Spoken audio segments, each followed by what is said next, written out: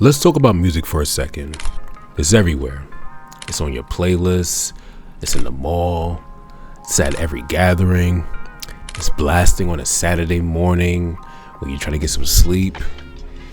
It's the soundtrack to our lives, setting the mood for how we think, feel, and even how we move. But here's the thing. Music is not just entertainment. It's a tool. It's language.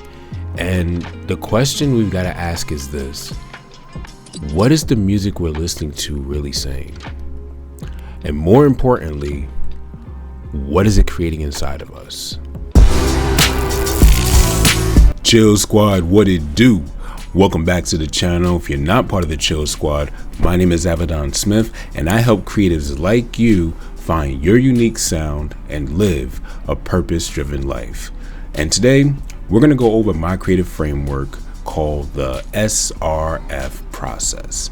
And this is a framework that ties in 3 biblical concepts together that teach new beliefs in order to create new actions. A renewal of the mind, if you will. And I'm going to show how music labels, music companies have been hijacking this same framework in order to manipulate the masses. So as you can already tell, this is not something that I invented. This is something that's been around for thousands of years, but I'm tying in concepts that you already know together in order to explain a complex situation in the most simple way possible.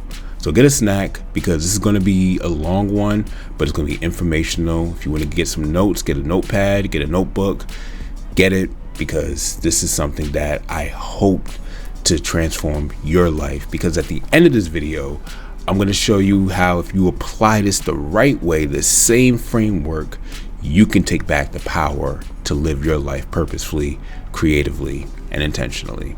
Let's get into it. So the first part of the SRF process is seed. And you have to think about, what is a seed? What does a seed do? And we're going to break this down into 3 parts. So the first thing a seed cannot do is grow overnight. A seed has to take time to grow. So what does this look like when it comes to music? Well, you may hear a song and you may like the song. You may like the song a lot, and you may not see any immediate changes in your life. You may not see any immediate negative effects at all. Depending on the song's positive or negative, you may not see anything negative at all through the first day listening to it. But over the course of time, as you keep listening, that message starts to sink in a bit deeper. And just like a plant going in the ground, you can't see what's happening under the surface. The second thing we must understand about seeds is that they must produce after their own kind. Simply put, if you plant an apple seed, you cannot expect an orange tree to sprout up. In conjunction with music, you can't listen to songs about lust, greed, and violence and expect positivity to come out from that. It's not going to happen. So the seed can only produce from its source. So if you're listening to songs that are laced with lust, that's what's going to be producing your life. And the third thing about seeds is that they create more seeds. What this looks like from a music standpoint, listening to toxic music won't just affect your emotions, but they're going to affect your mindsets, they're going to affect your relationships, and they're going to affect your everyday decisions. So let's get practical. What does this look like on a daily basis? Well, let's just say you listen to one of your favorite songs. Let's say that song is a favorite love song, but it brings you back to a relationship that you shouldn't be dwelling on. Or let's go into a party song. It brings you back to the club. It brings you back to the smell of alcohol, even though you quit drinking. It brings you back to getting home when the sun is rising because you've been in the club all night. Is this a song you really need to be listening to if it's making you go backwards in life? That's why the wise King Solomon wrote, "Keep thy heart with all diligence, for out of it are the issues of life." This was written before you and I ever walked this earth. So we need to understand that the things that we're listening to can impact our hearts at a deeper level.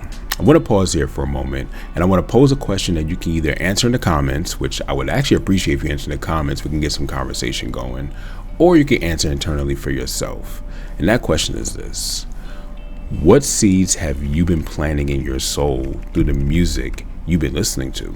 And are they producing the kind of life that you would want to live? Going into the second part of the SRF process, we got root. And this is where the new beliefs start to shape inside of us. Now, we got to look at three things when it comes to roots. And the number one thing that we should all know at roots is they need good soil to survive. Now, what does good soil look like from the music label standpoint towards us?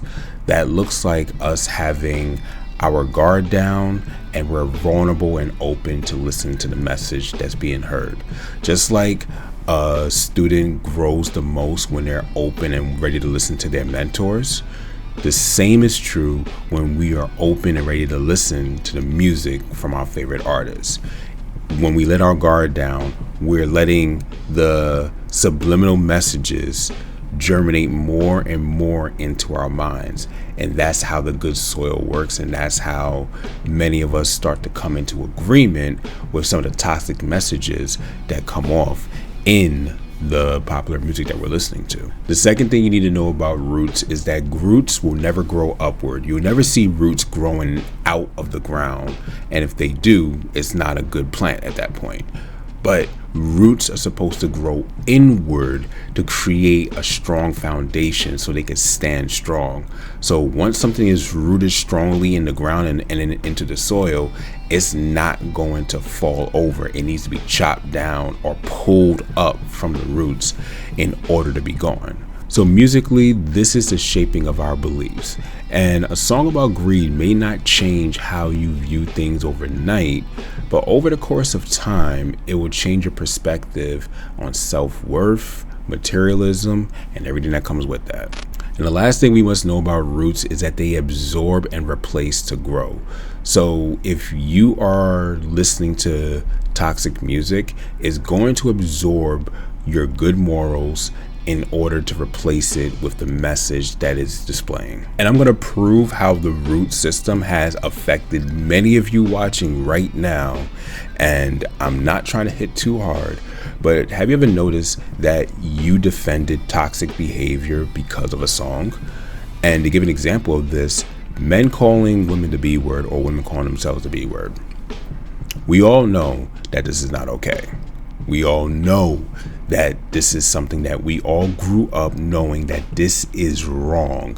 Yet, because we heard it in a song, it rewrote our belief systems internally and we made it okay. This is how dangerous music is. And this is why I said popular music can destroy your soul, because it changes how you interact with other people. And it makes things that you grew up initially knowing that it's wrong, but you have given certain passes in certain ways that wrongful things can be okay because the context, or I should say the connotation, is different. For my believers watching, this is why it says do not be conformed to the world, but be transformed by the renewing of your mind. This process is the transformation process that we should go under. But as I said earlier, under the wrong hands, this leads to manipulation, which I want to pose a second question to you all. What beliefs have taken root in your life because of the music you've allowed in? Are they aligned with who you really want to be? Or better yet, are they aligned with who you're supposed to be? And the last part of the SRF process, which you probably figured out, is fruit. The fruit is the final part. It's the outward evidence of what's been growing on the inside of us. And much like seeds, fruit comes in multiples. When you plant one seed, you're going to get a multiple amount of fruit that have a multiple amount of seeds that can grow a multiple amount of fruit. What does this look like in life? Well, toxic music doesn't just lead to one bad decision. It shows up in multiple areas of your life, multiplying its impact. Best believe the fruit is going to show up in how you show up in your relationships, how you show up professionally, how you show up for your friends, how you show up everywhere in life. It's going to show up because of the music you're constantly listening to. The second thing we need to understand about fruit is that it doesn't just impact us, it impacts those around us. So what does that look like from a music standpoint? That looks like if you're listening to music filled with hate, filled with violence, filled with greed, filled with hopelessness, these are going to be the attributes you're going to respond to the people around you. You're going to respond to the people who are not the kindest or who get on your nerves with hate and possibly violence if they take you that far.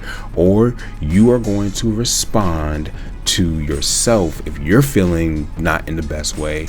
You're going to go deeper into hopelessness because the song is affirming how you feel. This is why it's not good to listen to this type of music, because the fruit it brings, it causes you to have actions that are not healthy both to you and those around you. And the last thing about fruit we need to understand is that while all fruit may taste good after it grows, it all has an expiration date. So while you may feel joy from a toxic song initially, down the line you're going to know that this isn't good for you, whether you want to admit it or not. Remember earlier how I said music can join strangers together at a concert? Well, think about if the music that's played is not the most positive message and you got a whole crowd together united for something that's toxic. While the song may be enjoyable in that moment, we have to always ask ourselves, is this incongruent with who I'm supposed to be? Or does this support the false identity that I have crafted over the years through the battles of life? And I want to pose another question.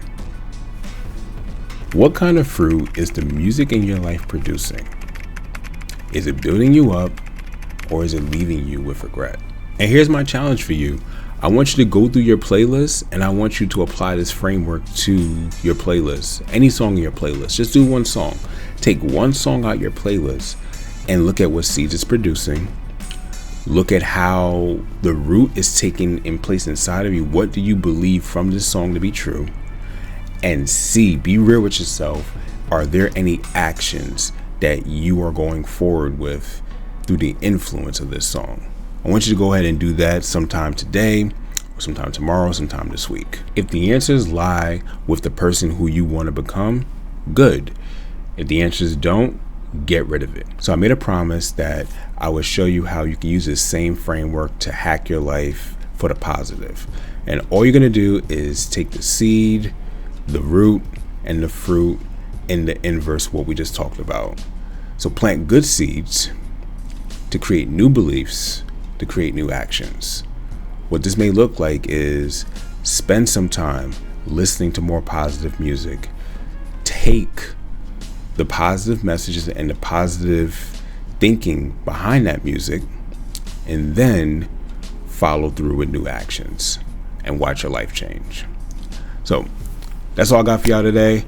This was a motivational Monday type of video. Let me know in the comments down below what you all thought of today's video. I know it's a little bit, no, not a little bit. This was a lot different than what we would normally do. But this was something fun, and I wanted just to, just talk to y'all for a little bit. So as always, I want y'all to stay creative, stay intentional, stay purposeful. Be safe out there.